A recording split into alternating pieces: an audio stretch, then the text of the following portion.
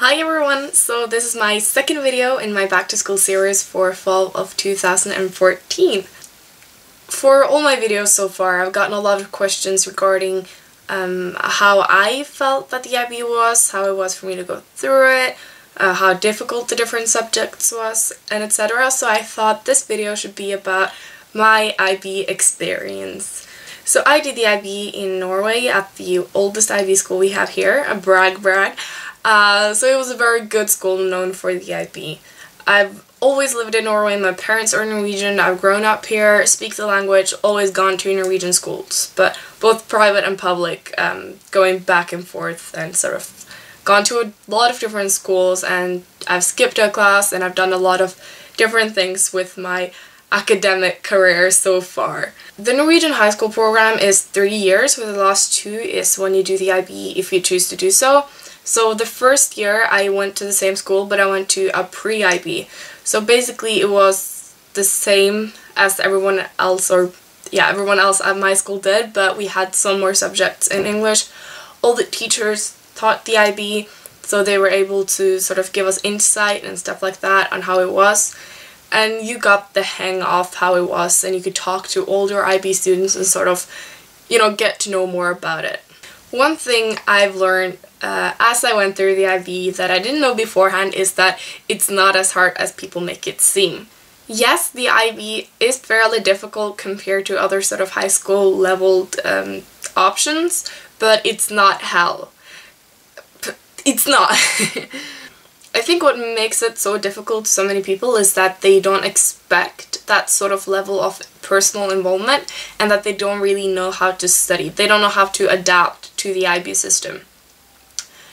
Also, the fact that you complain a lot makes it worse. Everyone in my class and everyone in the IB always complained so incredibly much about how much they had to do, how difficult things were, that they didn't understand, and they didn't do anything to work on it. So instead of actually sitting down in your lunch break and working on an internal assessment you're struggling with, they would sit and complain about how difficult it was, stressing themselves and other people around them, which is not helpful at all. And everyone does it. It's not like, oh, 2-3 people do it, so it sort of brings down the mood. No, absolutely everyone complains about how much there is to do and how difficult it is.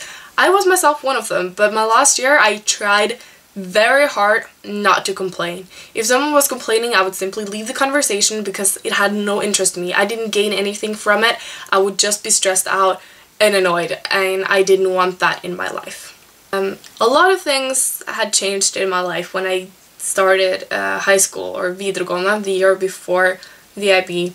I didn't know anyone at my school. It was a totally different place. I lived at my dad's place, which I haven't done before or after, so that was very new. I had Italian courses on Tuesdays and Thursdays afternoon. I had flute practice somewhere else. I went to like a math help class on Mondays. So I was always out and about. Like, I started working out, and everything took up a lot of time and effort. So I left the house at 7 in the morning and I was back home at 7 in the afternoon, and everything between that was just stress. So I had a lot of stress going on before I started the IB. So starting the IB, it didn't feel as bad because that was the only thing I focused on. Of course I did CAS activities, but I did only things I thought were funny and that I really wanted to do, so I sort of had it as like an excuse that I needed to do it to pass the IB.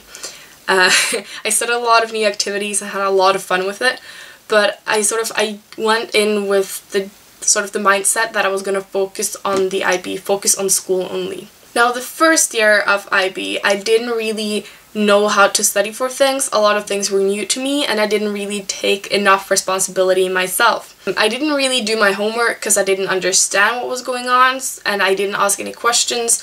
So instead of going up to my physics or chemistry teacher and asking what was going on and what this was, I would simply say, I don't get it, I'm not good at this, not my fault, and sort of use that as an excuse. I actually started out, I don't know if I've told you guys before, but I started out taking physics, chemistry, Norwegian, and anthropology high level, but I dropped physics down to standard level, and I was actually supposed to change from physics standard level to biology standard level because I couldn't understand physics at all, but I really liked my physics teacher, so I decided to stay because I wanted him as a teacher. And I ended up actually getting the hang of it. Learning how to study right for the different subjects is vital. Yeah, my first half year of the IB, I don't know, things were very difficult. I expected things to be a lot worse, so I sort of gave up before I even tried. I had a boyfriend that consumed a lot of my time and didn't really allow me to study or spend the time necessary to do well in school, which was a big downfall. I spent more time trying to socialize and being with friends and having fun rather than spending time learning how to study and, you know, doing schoolwork. Also, a lot of the time I set aside for studying, I spent learning how to study, so I watched YouTube videos, you know, I tried out different methods, stuff like that. So that's something, that's one of the main reasons why I've started making videos, is that I know it would save me a lot of time if I had known these things beforehand, because I spent almost my entire first year of the IB trying to figure out how to study for different subjects. So these are, you know, the videos that will be coming up later on and that are already up are things I learned, you know, going through 2 years of IB that would probably have raised my grades a lot more if I had known them in the beginning. Going through the IB, I also had like 5 different teachers in social anthropology, which I know a lot of people used as an excuse not to do well. The key thing with the IB is that it's your responsibility and it's your fault. If your teacher's bad, well, you have the book, you have the syllabus, you have past papers, you can find them online, you just need to take initiative yourself. And I think that was very difficult for a lot of people, and myself in the beginning, that you sort of have to give up this idea that your teacher's supposed to do everything for you, because he or she, they're not. It's all on you. And that can be very tough. Of course, the teachers do their best to help you, but if they're not, you know, satisfying your academic needs or your understanding, ask them questions and do your own research and put in your own effort, because you can't really blame anyone else in this program. Also, going through the IB, I remember I really hated TOK. Like, I still hate the thought of TOK. And I really tried. Like, I always did my homework and took notes, and, you know, in every class I would sit in the front to sort of get the most out of the lesson. I wrote a good essay, I had a good presentation. My teacher predicted me an A, but I ended up with a C, which is not very good. That was my lowest grade, I think. Yeah, that in chemistry, but chemistry I expected. And it was like, I lost 2 bonus points because of that. And that really annoys me, but at the same time, the entire way throughout the IB, I really hated TOK. Not my thing. Another thing I kind of saw going on was that a lot of people ditched school because they didn't have to be there. Like, your, what is it? The number of, like, days or hours absence will not be written on your diploma, so it doesn't really count. Of course it counts if you want letters of recommendation or stuff like that, but it's not written anywhere. And unless, I think they even removed it. Because it used to be like you needed to be present for 90% of the lesson in a different subject, or else you wouldn't be able to sit the exam. But I think that was a rule for our school, and they removed it because it's not actually a rule. So it doesn't matter, technically, if you're absent from school, so a lot of people ditched. The thing is, you learn so much from going to lessons, at least in most subjects. If you don't, it's probably because you do something wrong, you don't ask questions, you don't do what you're supposed to do. And, you know, you don't think you lose a lot of information, but you do. When I went into the IB, I went in on with the mindset that I was there to get good grades. I didn't go to school to meet friends, I didn't go to school to have fun, I was there to learn. And I think that's sort of, it comes from who I am, but, you know, it's also very limiting. So try to be social and interact with your classmates and stuff, because I noticed I really dreaded going to some lessons because I felt like I was excluded from the social group. And it was all my fault. I don't know, it's not a good feeling, even though it was how I wanted it. It doesn't feel very good. And you know, I was still invited to parties and went sometimes, and very often actually, and stuff like that, but I realized that it's not the group of people I'm comfortable with. It's not the group of people I necessarily like hanging out with, so I didn't do it. And that's okay, but it can be very awful sometimes. I also went to summer school with Lanturna education for physics and chemistry because I really struggled with those subjects. And for me, it really helped. It made me gain a lot of confidence back in the subjects, fill a lot of gaps that, you know, had been there sort of rooting for me along the way. And you know, I don't know, summer school helped for me. It's very expensive. But just asking friends to help, watching things online.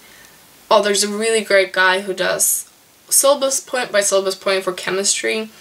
Richard Thornley or something. I will link his YouTube channel down below. He's amazing. Throughout the autumn term of my second year of the IB till sort of spring term, that term, my grades raised with 7 points because I'd worked so hard during the IB not to have my grades drop. I remember my last year of the IB and people were having breakdowns and everyone was crying and so stressed out. And I was fine, because by then I knew how to work. I got everything done. I didn't procrastinate like people do. I had all my CAS files in order. Everything was good. And shitty things will happen when you go through the IB, like personal shitty things, like breaking up with boyfriends, having family members die, your friends are having bad times, you're having bad times. Things are, you know, a mess. It happens because life goes on even if you're in this isolated zone of school. And, you know, work through that. You know, there are these, horror stories of people who get so depressed while going through the IB that they drop out and stuff like that. But IB in itself is not what sort of causes it. It's not what causes people to get depressed and stuff like that, but it's, or at least for the most part, but it's an additional factor. You know, it's a lot of work, a lot of expectations, a lot of responsibility, and if you're already sort of in a bad place, that often doesn't mix very well, you know? So that's basically all of my IB experience, or most of it. I'm sure there are plenty of things I've forgotten or purposefully left out because it's very personal, you know, breaking up with boyfriends and dating new people and stuff. You know, that type of things. Those type of things. But these were the things I could think of on the top of my head. And if you guys are going through the same thing, let me know. If there's anything else you're going through, I've probably seen a lot of people go through it, so maybe I can help. I don't know. I will try to upload twice a week the following weeks or months to come while we're going back to school, because I feel like there's a lot of things to cover and I'll be moving and things like that, so maybe that's fun for you guys to see. I know I will think it's funny because, you know. So please leave me any requests down below. I will try to upload videos on every Wednesday and once during the weekend. So if there are any video requests you have, any questions you want answered, any type of advice, anything like that, please let me know and I will talk to you guys later. Okay, bye!